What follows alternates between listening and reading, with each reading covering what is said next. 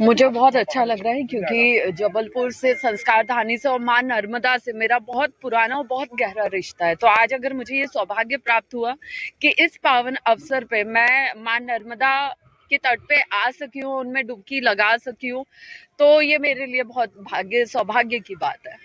हम देख रहे हैं कि आप एक वीडियो भी जारी किया था जिसमें आप कह रहे हैं कि अब जो पुरानी आपकी राय थी उसी राय में आप एक बार फिर लौटना चाहते हैं, क्या वजह है? देखिए, मेरी पुरानी जो जर्नी थी वो बुरी नहीं थी। मैं बहुत गर्व से बोलती हूँ, मैं एंकर थी, मैं एक्टर थी और मैंने बहुत गर्व के साथ वो काम किया। हर्षा रिछारिया को हर्षा रिछारिया की पहचान दिलाने वाला पहला उसका वही प्रोफेशन था। लेकिन मैं धर्म के रास्ते पे चली और धर्म के प्रचार प्रसार के लिए आगे बढ़ी। बहुत से युवा मुझसे जुड़े, सब चीजें। लेकिन अंत में जैसा हमारी अभी बात हुई है कि धर्म के ही कुछ लोग होते हैं जो धर्म के लोगों को ठेस पहुंचा देते हैं और उससे हमारी आस्था को ऐसी ठेस पहुंचती है कि हमें लगता है कि ये सब जो हो रहा है वो छोड़ के वापस अपनी उसी दुनिया में चलो, क्योंकि यहाँ जो विरोध हो रहा है आपके आगे बढ़ने पे वो कम से कम वहां नहीं होता। वहां हर इंसान सुकून से काम कर रहा होता है। आपने आप जो साधु संतों को बीच में लेके उनसे कभी बातचीत करने की कोशिश की आपने, क्या की? देखिए, पिछले 1 साल में मैंने बहुत से धर्म गुरुओं से मिलने की, बात करने की कोशिश की है और जिन्होंने मुझ तक ये संदेश किसी के माध्यम से पहुंचाया कि भाई हम उससे नहीं मिलेंगे क्योंकि उनका नाम कंट्रोवर्सी से जुड़ा हुआ है, क्योंकि हम उनसे मिलेंगे तो कुछ लोग हैं जो आपत्ति और विरोध जताएंगे, सब चीजें। तो आप ये सोचिए कि महाकुंभ में अगर कंट्रोवर्सी हुई है तो वो मेरी फैलाई हुई नहीं है, वो कुछ लोगों द्वारा ही शुरू किया गया था, वो विरोध, वो कंट्रोवर्सी, और उसका मैं शिकार हुई हूँ। तो उसमें मैं कैसे गलत हुई? और जब मैं गलत नहीं हूँ तो मुझसे, मेरे साथ ऐसा व्यवहार क्यों हो रहा है? ये कहीं ना कहीं मुझे कॉर्नर करने की कोशिश और मुझे मेरा मनोबल तोड़ने की कोशिश हुई है। हम देखते हैं कि एक तरफ सनातन की बात होती है, लगातार कहा जा रहा है कि सनातन है और भगवान को लेकर के चर्चा है, लेकिन फिर इस तरह का भेदभाव क्यों लग रहा है? जिस धर्म में हमने हमेशा ये सुना है यत्र नार्यसि पूजन्ते रमन्ते तत् देवता, आज उसी धर्म में जब बात नारी को साथ देने की होती है, उसको साथ लेके चलने की होती है, तब वहीं पे विरोध शुरू कर रहे हैं। आप जिस हिंदू राष्ट्र की बात करते हैं सब, जिस हिंदू राष्ट्र की कल्पना करते हैं हम सब, उसी हिंदू राष्ट्र में अगर कोई युवा आके आगे बढ़ रहा है, उसका प्रचार प्रसार कर रहा है, तो फिर उसका विरोध शुरू हो जाता है। तो मतलब फिर जाहिर सी बात ये है कि हिंदू राष्ट्र चाहते तो हैं, लेकिन फ्रंट फेस हमरे कोई और नहीं बनना चाहिए, और कोई और बनेगा तो उसका विरोध होगा। सीधा ये चल रहा है। जो साधु संत वगैरह है, क्या लगता है कि क्योंकि जो लोग बात करते हैं, जो धर्म जो स्थान पर बैठे हैं, क्या वो नहीं चाहते कि इस तरह से कोई आए?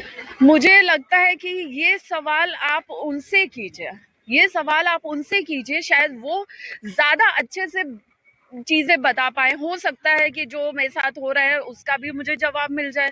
तो मुझे लगता है कि आप सब ऐसे, मीडिया आज की डेट में वो प्लेटफॉर्म है जो हर सवाल का जवाब ढूंढ सकती है। तो हो सकता है कि उससे जो बच्चा आज एक विरोधी मानसिकता के साथ धर्म का प्रचार छोड़ने की बात कर रहा है, हो सकता है कि अगर आज मेरे साथ कुछ लोग खड़े हो जाए, कुछ जो, ठीक है, मैं ये नहीं बोल रही हूँ कि आप मेरा साथ दो, लेकिन कम से कम मेरे रास्ते में कठिनाइयां मत पैदा करो। मैं सिर्फ इतना चाह रही हूँ, क्योंकि बार बार मैं दूसरे धर्मों से भी लड़ूं, मैं खुद के धर्मों से भी लड़ूं, तो ये मेरे लिए बहुत टफ हो रहा है। ऐसा भी लगता है कि जो हिंदू राष्ट्र की कल्पना है वो पूरी हो सकती है? इस तरह तो कैसे पूरी होगी? इस तरह तो बात वही है कि हम सिर्फ बात कर रहे हैं, सिर्फ हमको टीआरपी चाहिए तो हम उसकी बात कर रहे हैं, क्योंकि सच्चाई तो वैसी कुछ मुझे नहीं दिख रही है। आपने अब जो प्रण लिया है जो 18 तारीख को है, किस तरह का रहेगा आपका, क्या? देखिए, 18 तारीख को मैं 17 तारीख को प्रयागराज पहुंचूंगी। 18 तारीख को मौनी अमावस्या पे मैं प्रयागराज में संगम में डुबकी मारूंगी और उसके साथ ही मैं हर हर महादेव बोलूंगी। और मुझे बुरा बहुत लगेगा, मैं रोने वाली भी बहुत हूँ, क्योंकि आप जिस उम्मीद के साथ, जिस खुशी के साथ जो काम करते हो और वो भी सही रास्ता चुनते हो, और जब उसमें वही कुछ धर्म गुरु आपका विरोध करते हैं बिना मतलब में, तो मन टूटता है, निराशा होती है और बुरा बहुत लगता है। जैन जी के लिए क्या मैसेज है, क्योंकि अब क्योंकि हम देख रहे हैं कि एक लगातार जो भगवा और सनातन की जो हम लहर देख रहे हैं, अब उसको लेकर क्या कहना है, क्योंकि हम आपके आंखों में आंसू भी देख रहे हैं? देखिए, मुझे लगता है कि जो भी बच्चे, जैन जी, युवा पीढ़ी, जो भी लाइक धर्म के रास्ते पे आगे बढ़ना चाहते हो, वो धर्म को मंदिर तक रखे, वो धर्म को अपने घर रखे, अपने मन में रखे, वो वीडियो बनाए। लेकिन आप उसमें ज्यादा आगे बढ़ने का सोचोगे, जैसे मेरे पास बहुत सी बेटियों के मैसेजेस आए हुए हैं पिछले 1 साल में कि हम भी आपकी तरह आगे बढ़ना चाहते हैं, ये वो। कभी कभी मन होता है कि मैं उनको बोलूं कि यहाँ खुद का इतना विरोध हो रहा है, मैं तुमको बहन कैसे बोलूंगी तुम इसमें आओ। तो आप सोचो कि मेरी वो मानसिकता बन गई है, वो मानसिकता बनाई गई है कि मैं किसी और बेटी को नहीं बोल पा रही हूँ कि तुम भी आगे बढ़ो इसमें। लेकिन क्योंकि अब लास्ट समाज के लिए क्या कहेंगे आप? इस समाज ने मुझे बहुत कुछ कह दिया है, इस समाज ने मुझे कुछ कहने लायक नहीं छोड़ा है। हर हर महादेव।